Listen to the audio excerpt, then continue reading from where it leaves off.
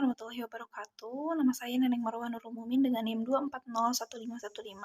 Di sini saya akan memenuhi tugas video mata kuliah eksperimen fisika dasar dengan dosen pengampu Bapak Dr. Andes Agus Danawan MSI. Pada video kali ini saya akan menjelaskan tentang pembiasan. Pembiasan adalah fenomena fisika yang terjadi ketika gelombang, baik itu cahaya, suara, maupun gelombang lainnya, bergerak melalui dua medium yang berbeda dengan kecepatan yang berbeda pula. Ketika gelombang melewati batas antara dua medium tersebut, arah perambatnya akan berubah, yaitu membias.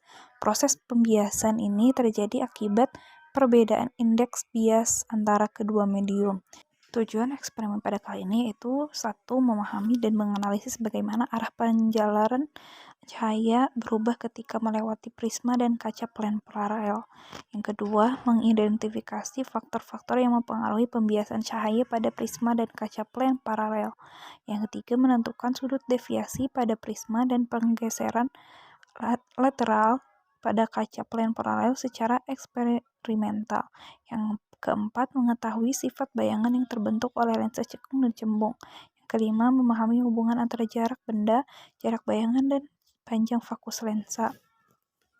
Alat dan bahan yang digunakan pada eksperimen kali ini yaitu yang pertama, kaca prisma segitiga 1 buah, sumber cahaya monokromik center atau laser pointer 1 buah, penggaris 1 buah, papan alas putih atau meja eksperimen 1 buah, busur derajat 1 buah, dudukan cermin 2 buah, kertas diameter blok untuk mencatat dan menggambarkan hasil pengamatan 2 buah, lensa cembung 1 buah, lensa cekung 1 buah, sperometer 1 buah, jarum pentul 8 buah, meteran untuk mengukur jarak 1 buah, dan layar atau kertas untuk menangkap bayangan 1 buah. Tahapan eksperimen pada kali ini kita melakukan 3 percobaan. Yang pertama, mengukur panjang penggeseran lateral menggunakan kaca plane paralel. Yang pertama, siapkan alat dan bahan berupa kaca plane paralel dan objeknya berupa jarum pentul untuk mengukur pergeseran lateral. Yang kedua, letakkan kaca di atas kertas berpetak khusus untuk mengukur keakuratan, yakni dengan kertas diameter blok. Yang ketiga, tancapkan objek atau kita di sini menggunakan jarum pentul di samping kaca, kemudian lihat bayangan yang terbentuk. Yang keempat, letakkan objek atau jarum pentul yang lain pada bayangan yang terbentuk oleh kaca plane paralel. Yang kelima, berikan tanda pada kertas dan gambarkan sketsa hasil pembiasannya. Yang keenam, ukur panjang pergeseran lateralnya dan bandingkan dengan perhitungan menggunakan rumus, yaitu dengan rumus T sama dengan D sin I kurang R per cos R. Eksperimen yang kedua yaitu mengukur besar sudut deviasi pada kaca prisma segitiga. Yang pertama, siapkan alat dan bahan, pastinya berupa kaca prisma segitiga dan objeknya berupa jarum pentul untuk mengukur sudut deviasi yang terbentuk oleh kaca. Yang kedua, letakkan kaca prisma segitiga di atas kertas diameter blok untuk mengatur keakuratan. Yang ketiga, letakkan objek di samping kaca prisma, kemudian lihat hasil bayangan yang terbentuk. Yang keempat, letakkan objek lainnya di tempat bayangan terbentuk untuk menandai hasil pembiasan. Yang kelima, gambarkan hasil pembiasan kaca prisma dengan cahaya datang dan cahaya yang keluar. Yang keenam, ukur sudut deviasi yang terbentuk dan bandingkan dengan sudut deviasi hasil perhitungan menggunakan rumus, yaitu rumusnya N sama dengan sin dm plus beta per 2 dibagi sin beta per 2. Sekarang percobaan ketiga yaitu menentukan sifat bayangan yang terbentuk oleh lensa cekung dan cembung. Yang pertama, letakkan dudukan lensa dan layar di atas serometer. Yang kedua, tentukan jarak masing-masing dengan menggunakan meteran. Yang ketiga, gunakan lensa cembung atau cekung untuk memfokuskan cahaya pada layar. Yang keempat, ukur jarak bayangan dan benda. Yang kelima, hitung panjang fokus lensa menggunakan rumus. Yang keenam, ulangi percobaan dengan berbagai posisi yang berbeda-beda. Dan yang ketujuh, analisis hasilnya untuk melihat perubahan yang terjadi. Berdasarkan hasil percobaan pertama, mengukur panjang pergeseran pembiasan pada kaca plane paralel terbentuk grafik yang menunjukkan bahwa semakin besar sudut I, maka semakin panjang pergeseran bayangan. Grafik yang terbentuk adalah linear, sehingga I berbanding lurus dengan T. Ketika besar sudut I adalah 15 derajat, menghasilkan panjang pergeseran sebesar 0,3 cm. Dan ketika sudut 75 derajat, menghasilkan panjang pergeseran sebesar 4,55 cm. Hasil antara perhitungan menggunakan rumus dan pengukuran melalui percobaan memang berbeda, namun nilainya sangat mendekati. Hal tersebut terjadi disebabkan oleh beberapa faktor dalam pengukuran seperti pengukuran yang menggunakan menggaris, pembacaan pengukuran, kualitas penglihatan mata, dan lain sebagainya, sehingga hasilnya sedikit berbeda. Namun pada data tersebut, kedua-duanya mendukung teori yang dimana semakin besar sudut I, maka semakin panjang pergeseran bayangan. Pada percobaan kedua, grafik yang dihasilkan bahwa rata-rata dari sudut deviasi adalah 40. Meskipun sudut cahaya masuk telah diubah-ubah, terdapat satu data yang berbeda yang dimana sudut cahaya datangnya adalah 30 derajat dan sudut deviasinya adalah 50 derajat. Pada data tersebut, sudut dinaikkan dengan kelipatan 5. Namun, setelah itu, semua sudut deviasi yang dihasilkan sama, yakni 40 derajat. Hal tersebut tidak sesuai dengan teori Snellius, yang dimana sudut masuk akan mempengaruhi besar sudut deviasi. Menurut teori bahwa semakin besar sudut cahaya yang masuk, maka sudut deviasi juga semakin besar, yang dimana kurvanya linear dan naik ke atas, namun tidak lurus. Pada percobaan ini, grafiknya lurus, yang ketika dari sudut cahaya masuk 40-65 derajat. Besar sudut deviasinya sama, yang dapat disebabkan karena salah perhitungan saat pengukuran dan dapat disebabkan oleh faktor sudut datang yang sangat kecil.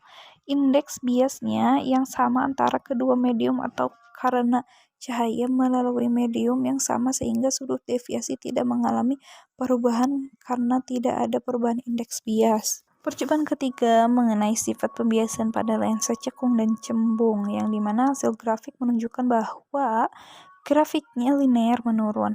Hal tersebut menunjukkan bahwa semakin jauh jarak lampu dan lensa, semakin dekat jarak bayangan terhadap lensa. Percobaan ini berlaku pada lensa cekung. Kemudian untuk percobaan menggunakan cermin cembung yang dibantu dengan cermin cekung juga menunjukkan grafik yang linear menurun, yang dimana semakin jauh jarak antara lensa dan cahaya maka semakin dekat jarak lensa dan bayangan. Bayangan akan mencapai titik fokus di dekat lensa. Pada data di atas, ketika jarak cahaya dan lensa 20 cm, maka jarak bayangan adalah 58 cm. Sedangkan ketika jarak cahaya dan lensa 40 cm, maka jarak bayangan semakin dekat, yakni 22 cm. Begitu pula dengan memakai lensa cembung yang dibantu dengan lensa cekung, yang dimana sesuai data di atas, ketika jarak cahaya dan lensa lebih jauh, yakni 41 cm, maka jarak bayangan lebih dekat, yakni 13 cm. Sedangkan ketika jarak cahaya dan lensa semakin dekat, yakni 30 cm, maka jarak bayangan semakin jauh, yakni 21 cm. Jadi menurut percobaan dengan menggunakan cermin cekung ataupun cermin cembung dibantu dengan cermin cekung, kedua-duanya berbanding terbalik dengan jarak lensa dan cahaya terhadap jarak bayangan atau S0 terhadap S aksen itu berbanding terbalik. Menurut teori yang menggunakan rumus lensa tipi bahwa jarak objek dan jarak bayangan berbanding terbalik dengan jarak fokus, jadi dapat disimpulkan bahwa sifat pada lensa cembung dan cekung memiliki sifat yang berbanding terbalik dengan titik fokusnya. Berdasarkan percobaan dan analisis data, dapat disimpulkan bahwa tujuan yang telah ditetapkan berhasil tercapai meskipun terdapat beberapa penyimpangan dalam hasil percobaan yang disebabkan oleh faktor eksternal, yakni pada percobaan menentukan sudut deviasi. Pada percobaan dan analisis perubahan arah penjelaran cahaya saat melewati prisma dan kaca plane paralel, data menunjukkan bahwa semakin besar sudut datang cahaya atau I, semakin besar perubahan arah cahaya yang terjadi. Pada prisma, pembiasan cahaya menghasilkan sudut deviasi yang berbanding langsung dengan sudut datang, meskipun ada satu data yang menunjukkan perbedaan dari teori Snellius. Hal ini mungkin disebabkan oleh kesalahan pengukuran atau faktor indeks bias yang kurang tepat.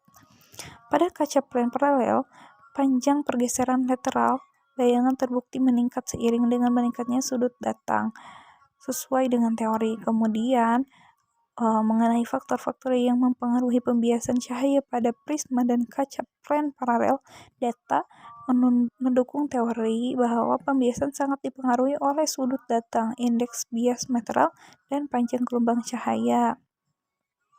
Perbedaan antara hasil perhitungan dan pengukuran juga bisa disebabkan oleh ketidakakuratan dalam pengukuran sudut dan kualitas pengamatan.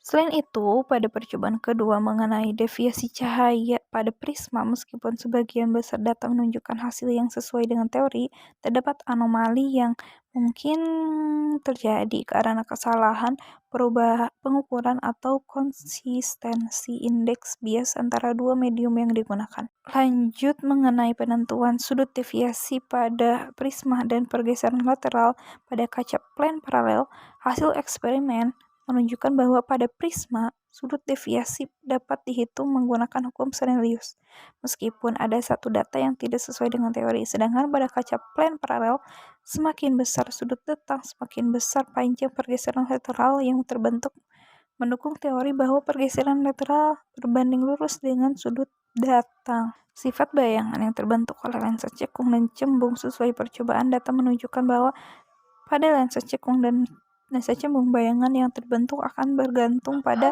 jarak objek dan jarak fokus lensa. Sekian presentasi mandiri dari saya. Terima kasih. Wassalamualaikum warahmatullahi wabarakatuh.